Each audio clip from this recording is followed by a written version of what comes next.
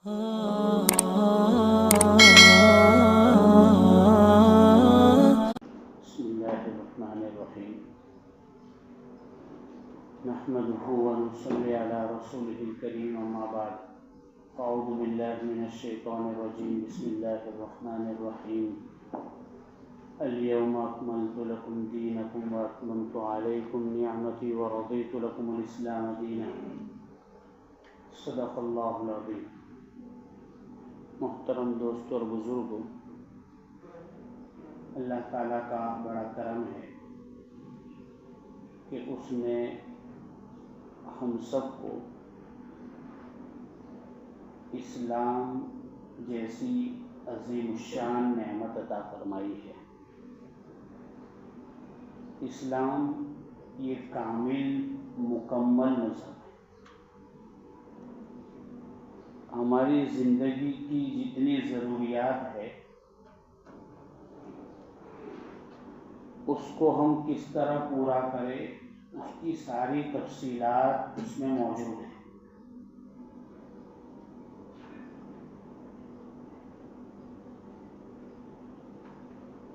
और अल्लाह ने इस्लाम को हमारे लिए पसंद किया है।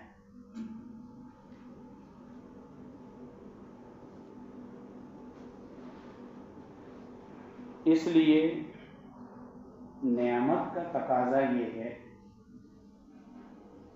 कि मैं और आप सबसे ज़्यादा इस नेमत की हिफाजत की फ़िक्र करें। चूँकि सबसे अजीम नेमत ये है तो अजीम है, बड़ी है, कीमती है, तो उसकी हिफाजत भी हम सब पर ज़रूरी है। ये हमारी बुनियादी ज़रूरत है और बुनियादी फ़र्ज़ है कि हम इसकी हिफाजत में लगे। और इसकी हिफाजत कैसे होगी?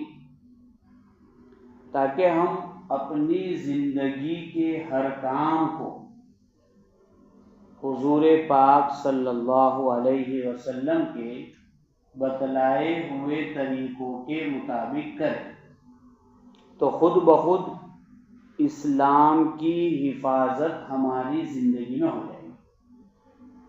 देखो, दो बातें अलग अलग है। एक तो इस्लाम जो है वो महफूज है, उसको मेरी और आपकी हिफाजत की ज़रूरत नहीं, वो ख़तरे में नहीं है। मुझे और आपको जो इस्लाम मिला है तो हमारी ज़ात में इस्लाम बाकी रहे, उसकी हिफाजत की बात कर रहा हूँ मैं। वरना इस्लाम की हिफाजत का वादा तो अल्लाह ने लिया है। दुनिया की कोई ताकत मिलकर उसको ख़त्म नहीं कर सकती है, किसी में मजाल नहीं, इतना पावरफुल है हमारा मज़हब। लेकिन मुझे और आपको ये जो नेमत मिली है वो बहुत बड़ी नेमत है। दुनिया के 800 करोड़ में 150 करोड़ में हम लोग हैं जिनको ये नेमत मिली है, तो उसकी मैं बात कर रहा हूँ। तो उसकी हिफाजत, और उसकी हिफाजत कैसे होगी कि हम अपनी ज़िंदगी में हुज़ूर पाक सल्लल्लाहु अलैहि वसल्लम की एक एक बात को लेवे, तो खुद ब खुद इस्लाम महफूज हो जाएगा हमारी ज़िंदगी में। और अल्लाह के वहाँ यही इस्लाम पसंद है।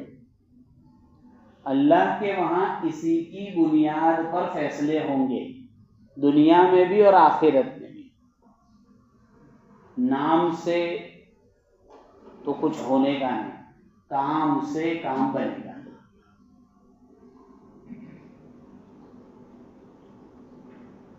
तो इस्लाम की हिफाजत हुजूर पाक सल्लल्लाहु अलैहि वसल्लम की बात मानने में, और अल्लाह के वहाँ ये, और ये बात मानना और उस पर चलना, यही हमारी पहचान है। भाई मैं और आप इस्लाम के मुताबिक ज़िंदगी गुजारेंगे तो हम किसी भी फील्ड में जाए, देखने वाला क्या कहेगा?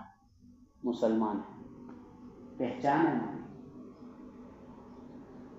और अपनी पहचान की हिफाजत करना ये इंसान की एक फितरी चीज़ है।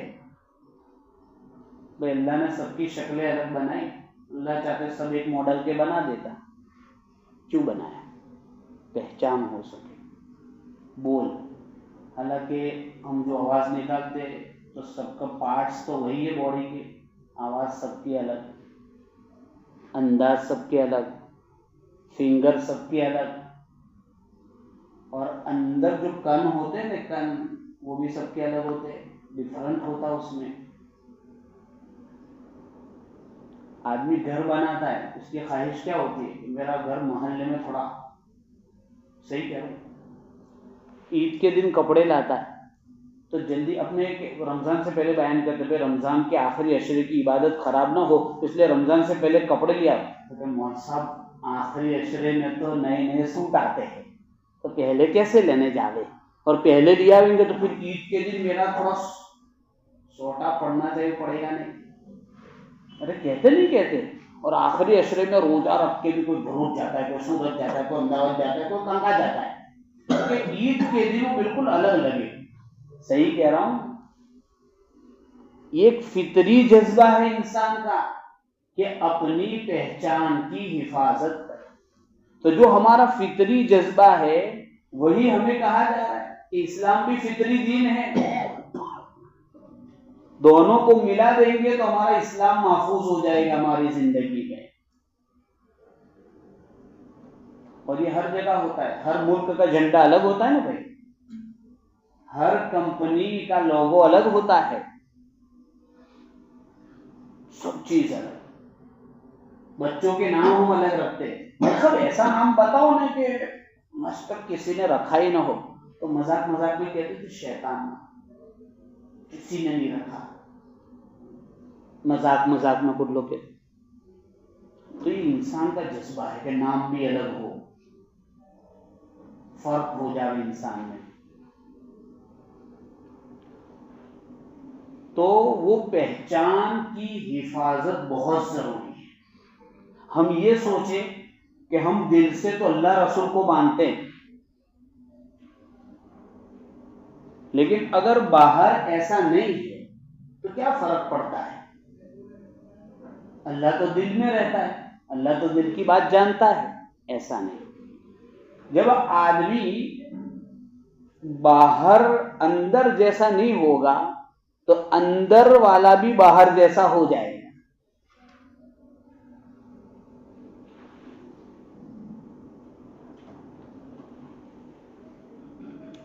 बहुत सारे,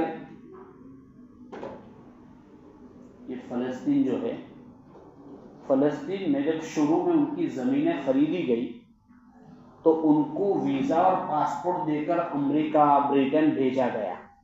50-60 साल के बाद उनको ये भी पता नहीं कि भारत है क्या हुआ, कल्चर चेंज हो गया। हालांकि अभी भी वो अल्लाह को मान रहे, रसूलुल्लाह को मान रहे, कुरान को मान रहे,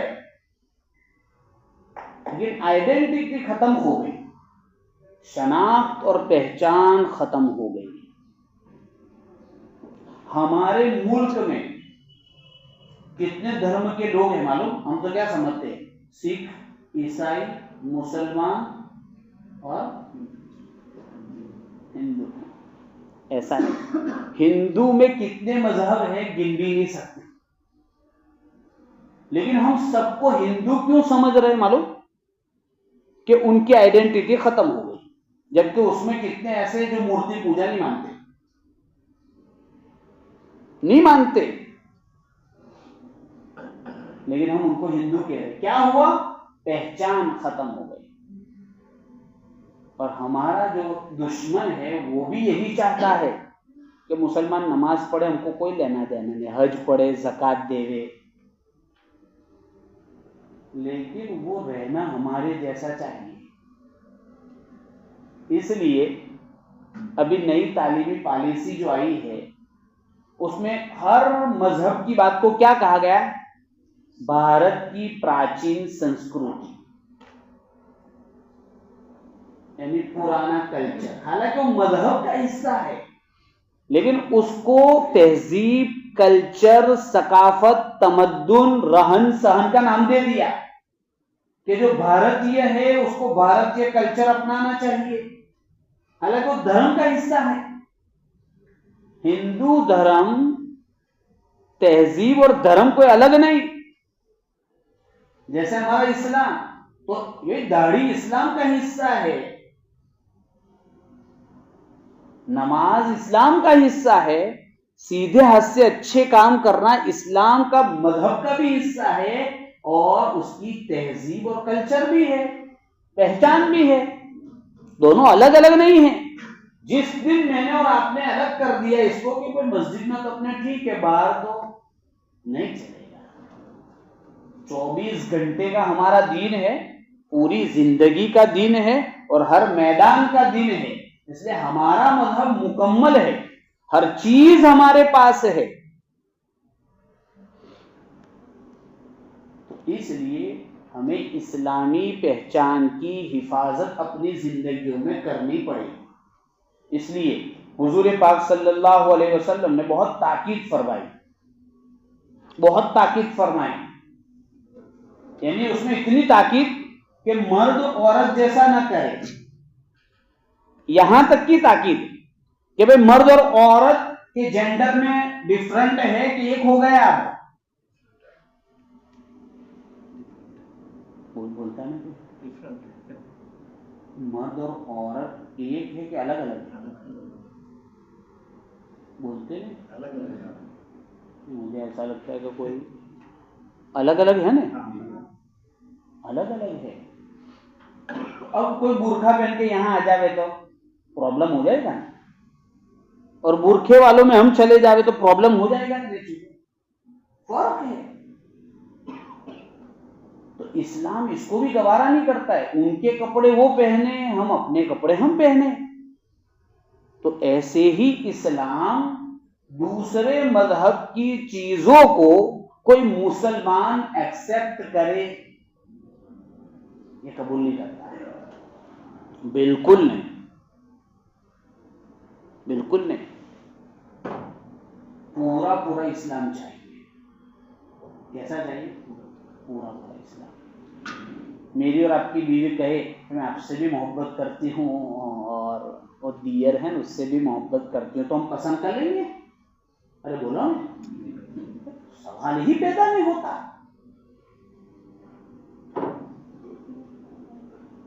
तो इस्लाम अल्लाह का दिया हुआ मजहब है।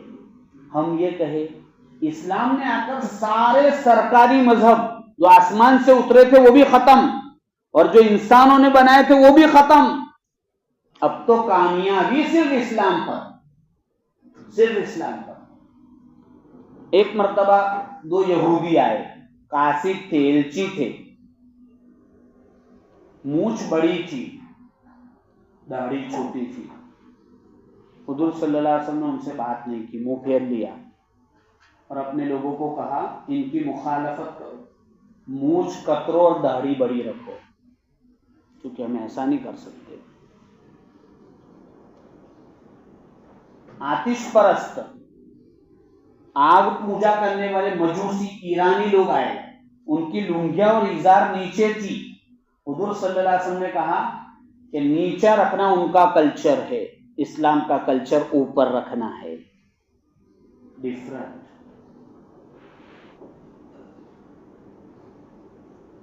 मदीना में यहूदी उंगलियों से सलाम करते थे और कुछ लोग हाथ से सलाम करते थे।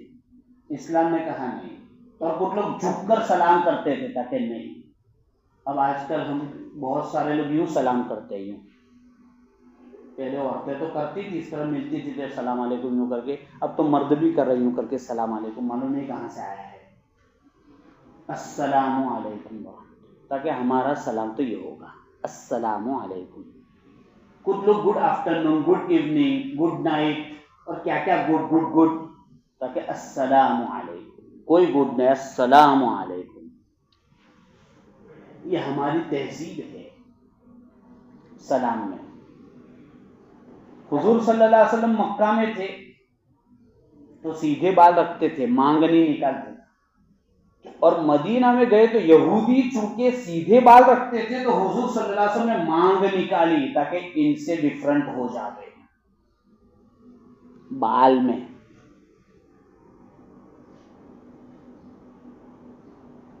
कुछ सहाबा लाल या पीले कपड़े पहन के आया था कि ये क्या पहन के आया, निकलवाया, क्योंकि वो औरत की शान है।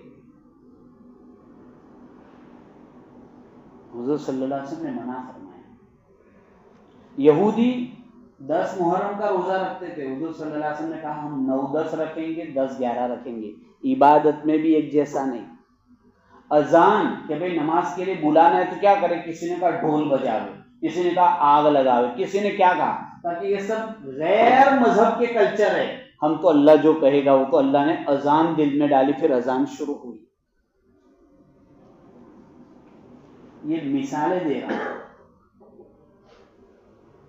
एक आदमी घर के अंदर ये उल्टा हाथ है ना, यूं करके बैठा था, यूं करके। हुजूर सल्लल्लाहु अलैहि वसल्लम ने कहा ये तो यहूदी की स्टाइल है, बैठने में भी पसंद नहीं।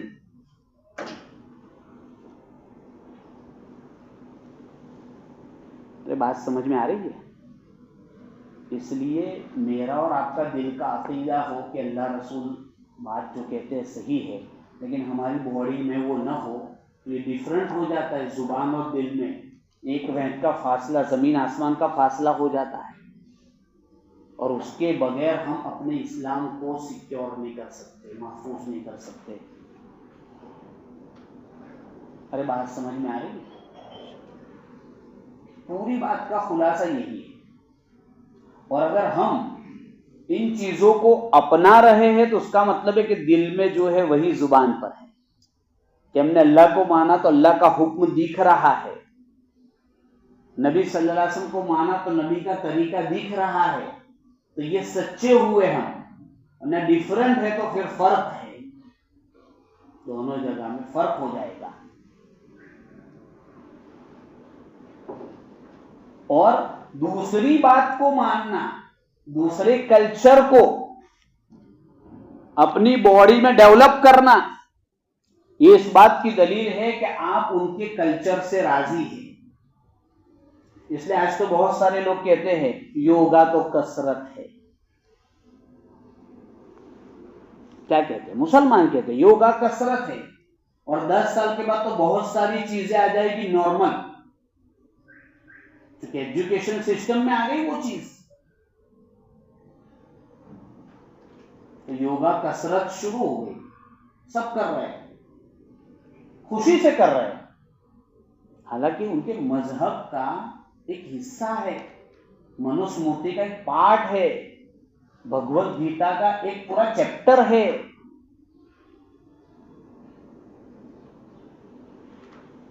तो ऐसे अभी दिवाली आएगी, दिवाली मनाना ये तहजीब में उनका त्योहार है, खुशी से मनावे, खूब कूदे, खूब नाचे, पूरी जिंदगी के जितने पैसे जमा किए सबके टोटे लाके फोड़ देवे, हमें कोई प्रॉब्लम नहीं। लेकिन मुसलमान नहीं मना सकता, इसलिए कि उनके मजहब का हिस्सा है। अगर मुसलमान मनाता तो फिर इस्लाम और उसमें फर्क क्या रहा?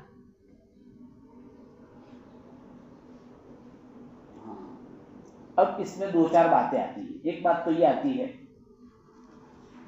कि आमतौर पे अल्हम्दुलिल्लाह बड़े, हमारे बच्चे और बड़े लोग तो ऐसा नहीं करते, छोटे बच्चे ही थोड़े बहुत वो तिकड़ी फोड़ देते हैं, टोटे फोड़ देते हैं, तारा मंदिर जला देते हैं, और वो बच्चे नहीं लाते, उनके अब्बा लाते हैं या उनकी अम्मी लाती है। तो बच्चे को ना समझे, अम्मी अब्बा भी ना समझे, अम्मी अब्बा कहे कि अब्बा मुझे दारू ला के पिला, तो कौन पिला देगा? तो बच्चा मानता नहीं, मौलसा तो पिला दो दारू, नहीं मानता तो। बच्चा घर में चूल्हा जल रहा है, वहां जा रहा है तो नहीं मान रहा है, पकड़ के रोकते नहीं रोकते, वो तो रोकते। तो ये उज़्र नहीं चलेगा, बच्चा नहीं मानता है, नहीं चलेगा। इसलिए हम ये नहीं कर सकते, बच्चों को समझावे कि हमारी चीज नहीं है, प्यार मोहब्बत से समझावे, उनको किसी और खेल में मशगूल कर देवे, उनको उनको बचावे ऐसी चीजों से। तो एक बात तो ये। दूसरी बात ये कि हमारे चूंकि बहुत सारे गैरों से रिलेशन रहते हैं, दोस्तियां रहती हैं, तो बहुत सारे लोग स्टेटस पर रखते हैं हैप्पी दिवाली उनसे पहले, क्योंकि मुसलमान ऐसे भी थोड़ा ओवर होता है, अच्छा दिखाने में उनसे भी आगे बढ़ जाते हैं। हैप्पी दिवाली, हैप्पी दिवाली हम नहीं कह सकते।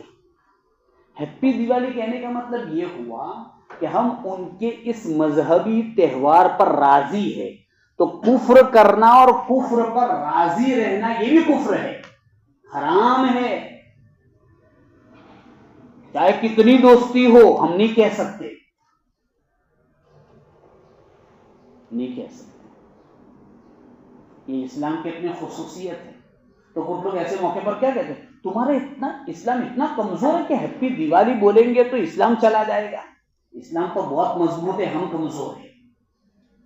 हमने चूंकि इस्लाम को अपनी बॉडी में डेवलप नहीं किया है, तो इस्लाम की चीजें नई लग रही है, और नई चीजें हैं वो अच्छी लग रही है दूसरों की चीजें,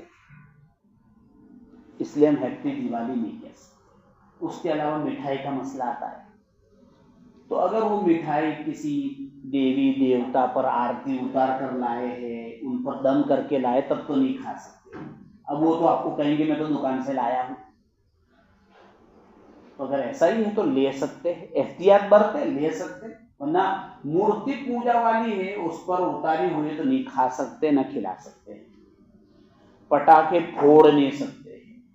पटाखे बेचना कैसा था कि ये भी मकरूह लिखा है, इसलिए कि आप उसके मजहब में ताउन करते, क्या दूसरा कोई धंधा नहीं मिलता। कुछ लोग कहते हैं कि इससे भाईचारा पैदा होता है। क्या होता है, वो हमारी ईद पर हमें मुबारकबादी देते हैं तो हम भी मुबारकबादी देवे, वो हमारी ईद के वहां सिवैया खाने आते हैं तो हम भी टोटे थोड़े फोड़ देवे टोटे, इससे भाईचारा। और ऐसे भाईचारे पर 1000 मर्तबा लानत। जिसमें हमारा इस्लाम महफूज न रहता हो, ऐसे भाईचारे की हमें जरूरत ही नहीं है। सूरह कुल या अय्युहल काफिरून क्यों उतरी थी मालूम है?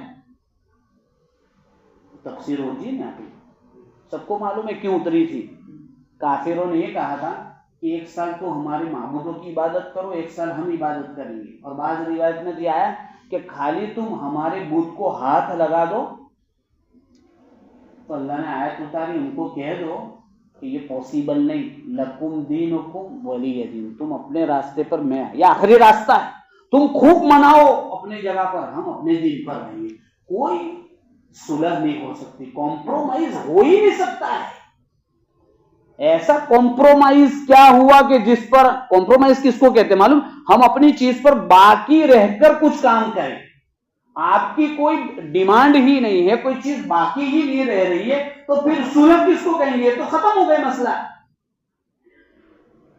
इसलिए कॉम्प्रोमाइज कोई मतलब नहीं इसका। भाईचारा, कुरान में लिखा वलन तरदा अंकल यहूद वलन नसारा हत्ता तत्तबी मिल्लतहुम, कि ये यहूद और नसारा उस वक्त तक राजी होने वाले नहीं जब तक कि तुम मुर्तद होकर यहूद और नसारा न बच जाओ, वहां तक भाईचारे के लिए राजी होने वाले नहीं। ये कुरान कह रहा है, कुरान पर मेरा और आपका ईमान है। हम सोचेंगे टोटे फोड़कर वो हमारा भाईचारा, ऐसे भाईचारे पर हम थूकते और थूकते रहेंगे, कोई जरूरत नहीं ऐसे भाईचारे की। हमारा इस्लाम ही बाकी है, इसलिए इन चीजों को हमें समझने की जरूरत है। बस आखिर में एक गुजारिश है, ये तो हो गई बात आज की। सबको मालूम है ना गज्जा में जंग चलती है, किस किस को मालूम है? जरा उंगली उठाओ। अच्छा, तो उसकी वजह से इजराइल के प्रोडक्ट का किस किस ने बहिष्कार कर रखा है? मैगी किसके बच्चे खाते हैं? कोका कोला हमारा नौजवान, पेप्सी, मिरिंडा,